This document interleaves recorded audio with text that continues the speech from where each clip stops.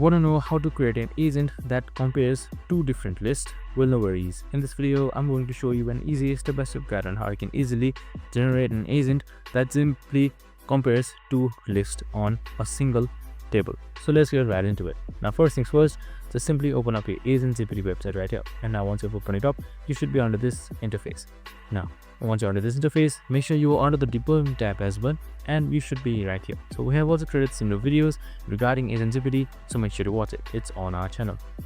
So what you need to do is you need to compare two lists. So for that, just simply name your agent everything. So I'm just going to name it and then just simply type in this prompt that you have right here.